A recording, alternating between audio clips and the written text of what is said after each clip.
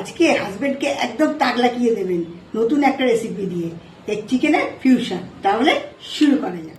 Boneless চিকেনের মধ্যে পেঁয়াজ, আদা, রসুন, কাঁচা লঙ্কা, গোটা গরম মশলা দিয়ে একটা পেস্ট বানিয়ে নিলাম।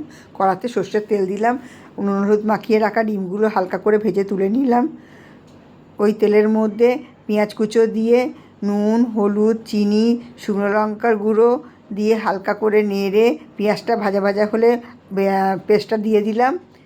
দিয়ে নাড়তে থেকে টমেটো কেচাপ, সামান্য বাটি ধোয়া জল দিয়ে ডিম দিয়ে কষতে থাকলাম যতক্ষণ না তেল ছেড়ে যায়। তেল ছেড়ে গেলে ফেস ক্রিম দিলাম, সামান্য গরম মশলা আর কাসুরি মেথি দিয়ে।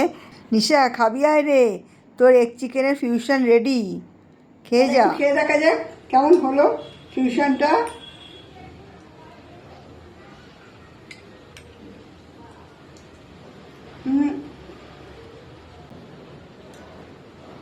ডিমটাও ঠিকঠাক আছে আর কিমাটাও খুব সুন্দর হয়েছে। নতুনত্ব রান্না আজকে, তাহলে হাজবেন্ডের সঙ্গে ডিনারটা একদম জমে যাবে।